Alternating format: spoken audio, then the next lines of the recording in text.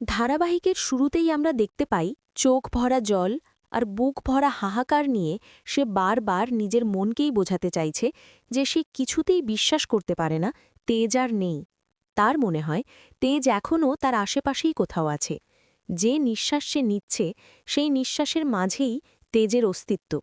যে হাওয়া তার গায়ে লাগছে সেই হাওয়াই যেন তেজের শরীর ছুঁয়ে তার কাছে এসে পৌঁছচ্ছে। আর এই অনুভূতির মধ্যেই সে আরও ভেঙে পড়ে। ঠিক সেই সময় নিঃশব্দে ভয়ে ভয়ে গুটি গুটি পায়ে তেজ অন্ধকারের মধ্য দিয়ে হেঁটে আসে। কিন্তু সুধা কিছুই টের পায় না। সুধা তখনও তেজের দেওয়া হীরের মঙ্গলসূত্রটা হাতে নিয়ে চোখের জলে ভিজে ভাঙা গলায় সুধা বলতে থাকে, কত শখ করে তেজ এই হীরের মঙ্গলসূত্রটা কিনে দিয়েছিল। সেদিন দোকানে দাঁড়িয়ে সে কতবার না জিজ্ঞেস করেছিল, এটা কি খুব দামি হয়ে যাচ্ছে? আর তেজ হেসে বলেছিল, তোমার জন্য হলে কোনো কিছুরই দাম বেশি নয়। কিন্তু ঠাম্মির রাগের ভয়ে সুধা কখনো সেই মঙ্গলসূত্র গলায় তুলতে পারেনি। বাড়ির নিয়ম, সমাজের চোখ, সবকিছুর ভয়ে নিজের ইচ্ছেটাকে সে বুকের ভেতরেই চেপে রেখেছিল।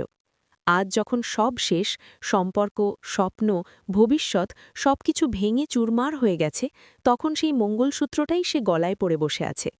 ঠান্ডা হীরের ছোঁয়ায় তার মনে হচ্ছে যেন তেজ এখনও তার খুব কাছে, যেন একটু হাত বাড়ালেই তাকে ছুঁয়ে ফেলতে পারবে। চোখ বুঝলে সে স্পষ্টে দেখতে পায় তেজের হাসি মুখ। কানে ভেসে আসে তার কণ্ঠ, ভয় পেও না সুধা, আমি আছি। ঠিক সেই মুহূর্তেই আচমকা সবকিছু উল্টে যায়। তেজ হঠাৎ সামনে এসে দাঁড়ায়। এক মুহূর্তের জন্য সুধার মনে হয় সে বুঝি কল্পনা করছে, কিন্তু পরের সেকেন্ডেই তেজ ঝাঁপিয়ে পড়ে সুধার গলায়। একটা তীব্র টানে হীরের মঙ্গলসূত্রটা ছিনিয়ে নিয়ে সে দৌড় দেয়।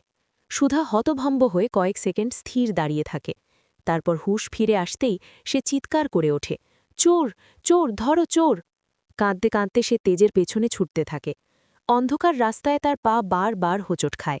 শাড়ির আঁচল পায়ে জড়িয়ে যায়। দূরে তেজের ছায়াটা ক্রমশ মিলিয়ে যেতে থাকে। সে প্রাণপণে চেষ্টা করেও আর তাকে ধরতে পারে না। অন্ধকার যেন তেজকে গিলে ফেলে।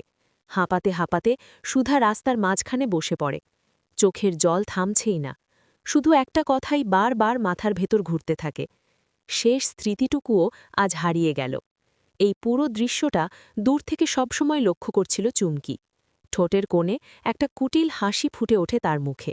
পাশে দাঁড়িয়ে থাকা পটলাকে সে চাপা গলায় বলে, দেখলি তো, এটাই তেজ। আর ওই যে মেয়েটা, ওই হলো তেজ বেকারি বিস্কুটের মালকিন সুধাময়ী বসু মল্লিক। চুমকির চোখে তখন জলজল করছে লোভ আর প্রতিহিংসা। সে বোঝে আজকের এই ঘটনাই শুধু শুরু, সামনে আরও অনেক বড় খেলা বাকি। সুধাকে দেখলেই তেজের চোখ দুটো অদ্ভুতভাবে বদলে যায়, যেন হঠাৎ করে চারপাশের সব শব্দ থেমে যায়, মানুষের ভিড় মিলিয়ে যায়। শুধু ওই সুধা তার দৃষ্টির কেন্দ্রে রয়ে যায়। সে এমনভাবে তাকিয়ে থাকে যে চোখ ফেরাতেই পারে না। বুকের ভেতরটা হঠাৎ করেই কেঁপে ওঠে। পুরনো কোনো না বলা যন্ত্রণার ঢেউ আছড়ে পড়ে তার মনে। নিজের অজান্তেই সে ইমোশনাল হয়ে পড়ে, ঠোঁট কাঁপে, চোখ ভিজে ওঠে, অথচ কিছু বলার সাহস পায় না। এই দৃশ্যটা চুমকির চোখ এড়ায় না। সে বুঝতে পারে পরিস্থিতি হাতের বাইরে চলে যাচ্ছে, আর এক মুহূর্ত দেরি করলে বড় কিছু ঘটে যেতে পারে। তখনই সে জোর করে তরিতকে টেনে নিয়ে আসে। তরিত কিছু বুঝে ওঠার আগেই চুমকি তার হাত ধরে টান দেয়। হঠাৎ টানাটানিতে চারপাশে একটা ধাক্কাধাক্কির পরিস্থিতি তৈরি হয়। লোকজন বিরক্ত হয়ে তাকায়। কেউ কেউ কিছু বলতে গিয়েও থেমে যায়। এই ধাক্কাধাক্কির মধ্যেই ঘটে যায় সেই অনাকাঙ্ক্ষিত ঘটনা। তরিতের হাত থেকে হীরের মঙ্গলসূত্রটা রাস্তায় পড়ে যায়। কেউ খেয়াল করে না, তরিত নিজেও না। ব্যস্ততার মধ্যে সবাই এগিয়ে চলে যায়, আর কালো পাথরের লকেটটা রাস্তায় পড়ে থেকে যায়, একা, নিঃসঙ্গ। কিছুক্ষণের মধ্যেই সুধা সেখানে ফিরে আসে। তার মনে অদ্ভুত একটা অস্বস্তি হচ্ছিল, যেন কিছু একটা ভুলে এসেছে। এই অনুভূতিটা তাকে বারবার পেছনে ফিরিয়ে আনছিল। চারপাশে তাকিয়ে সে কাউকে দেখতে পায় না। ঠিক তখনই তার চোখে পড়ে রাস্তায় পড়ে থাকা মঙ্গলসূত্রটা। ধীরে ধীরে সে সেটা তুলে নেয়। মঙ্গলসূত্রটা হাতে নিয়েই তার বুকের ভেতর আবার নতুন করে ঢেউ ওঠে। স্মৃতির পর স্মৃতি এসে আছড়ে পড়ে মনে। কত আশা, কত স্বপ্ন, কত বিশ্বাস জড়িয়েছিল এই একটা গয়নার সঙ্গে। চোখ দুটো ভিজে ওঠে, হাত কাঁপে। সে বুঝতে পারে না কেন এই জিনিসটা তার কাছে এত আপন লাগছে। বুকের ভেতরটা হু হু করে ওঠে, অথচ কাকে বলবে সে কথা। ঠিক তখনই হঠাৎ ঝিনুক এসে সুধাকে ধুয়ে নিয়ে যায়। কোনো কথা বলার সুযোগ না দিয়েই সে সুধার হাত চেপে ধরে টেনে নিয়ে যায় ভিড়ের আড়ালে। সুধা কিছু বুঝে ওঠার আগেই চারপাশটা বদলে যায়। মঙ্গলসূত্রটা সে শক্ত করে ধরে রাখে, যেন এটুকুই তার শেষ ভরসা। এরপর অন্যদিকে আমরা দেখতে পাই তপনকে।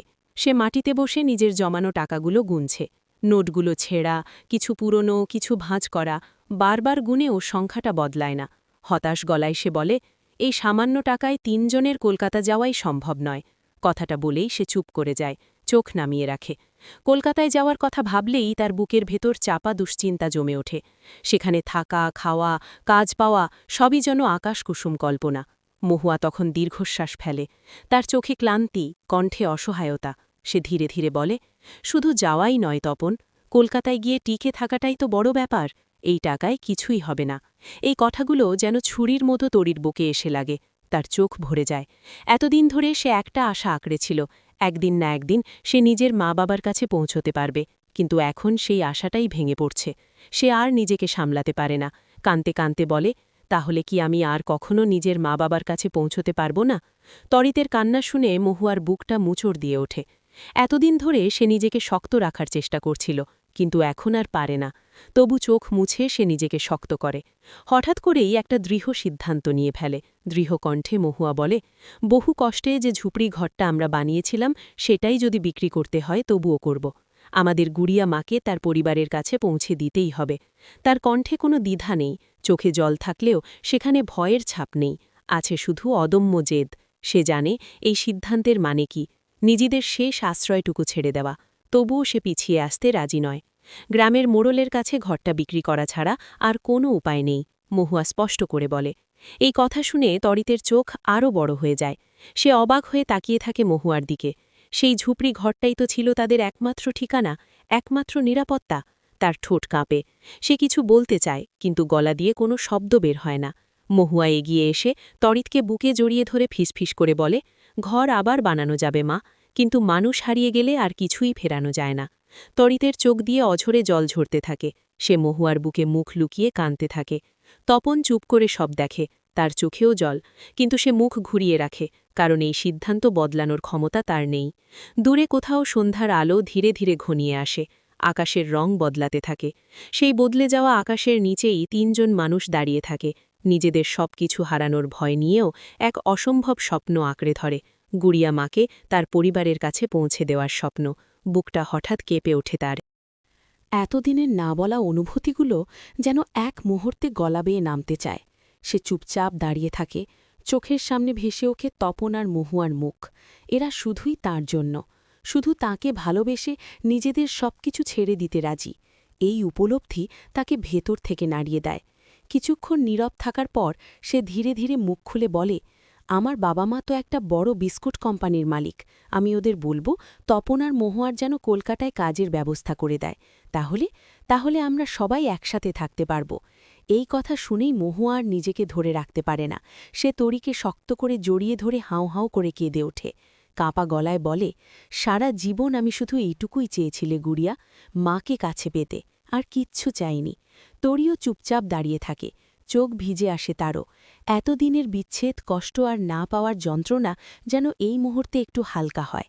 অন্যদিকে চুমকির চায়ের দোকানে তখন জমজমাট ভিড়। বিকেলের দিকে দোকানের বেঞ্চগুলো প্রায় ভর্তি। কেউ চা খাচ্ছে, কেউ বিস্কুটে কামড় দিচ্ছে, কেউ আবার তর্কে মেতে উঠেছে। দোকানের এক কোণে রাখা খবরের কাগজে বড় করে ছাপা হয়েছে সুধার ছবি। লোকজন ছবি দেখে আলোচনা করছে, দেখেছিস একজন নারী হয়ে কিভাবে এত বড় ব্যবসা সামলাচ্ছে? এমন সাহস তো সবাই পারে না রে। চুমকি চুপচাপ চা ঢালতে ঢালতে কথাগুলো শুনছিল। ঠিক তখনই কারোর মুখে শোনা যায়, শুনেছিস বিদেশ থেকে নাকি কিংশুক লাহিড়ী আসছে ওর সাথে ডিল করতে। কিংশুক লাহিড়ীর নামটা শুনেই চুমকির চোখ মুখ বদলে যায়। মুখের হাসি মিলিয়ে যায় মুহূর্তে। ভেতরের পুরনো রাগ, ক্ষোভ আর অসমাপ্ত হিসেব যেন আবার মাখাচাড়া দিয়ে ওঠে। হাতির কেটলিটা একটু জোরেই চুলোর ওপর নামিয়ে রাখে সে। চোখে তখন আগুনের ঝিলিক। পরের দৃশ্যে বসুমল্লিক বাড়ি। বড় ঘরের ভেতর জ্যোৎস্না আর ঝিনুক মিলে সুধাকে খুব যত্ন করে সাজিয়ে তুলছে। দামি শাড়ি, হালকা গয়না সবই নিখুঁতভাবে পরানো হচ্ছে। আয়নার সামনে দাঁড় করিয়ে জ্যোৎস্না মুগ্ধ হয়ে বলে, আজ তোমায় অপূর্ব লাগছে সুধা, একেবারে রানীর মতো। কিন্তু সুধার চোখে কোনো আলো নেই। বিষণ্ণ গলায় সে বলে, আমার আসল তেজই ছিল আমার আয়না। এখন অন্য কোনো আয়নার দিকে তাকাতে ভালো লাগে না। কার জন্য সাজব, কার জন্য নিজের যত্ন নেব, সবকিছুই এখন অর্থহীন লাগে। জ্যোৎস্না কিছু বলতে গিয়ে থেমে যায়। ঝিনুক এগিয়ে এসে সুধার কাঁধে হাত রাখে, নরম অথচ বাস্তব গলায় বলে, দিদি, বাস্তবতাকে মেনে নিতেই হবে। জীবন থেমে থাকে না, আমাদের এগোতেই হবে, আর কোনো উপায় নেই। ঝিনুক কথা শেষ করে ঘর থেকে বেরিয়ে যায়। দরজা বন্ধ হতেই সুধা ভেঙে পড়ে। আলমারি থেকে তেজের একটা ছবি বের করে বুকে চেপে ধরে। চোখের জল ঝরতে থাকে অনবরত। কাঁদতে কাঁদতে সে বলে, তেজ, বেকারি নিয়ে আমাদের কত স্বপ্ন ছিল। তুমি তো চাইতে কিংসুক লাহিড়ীর সাথে ডিল করতে। আজ সেই মানুষটাই আসছে। তুমি যদি বেঁচে থাকতে তাহলে আজকের থেকে বেশি খুশি আর কেউ হতো না। ঠিক তখনই দরজায়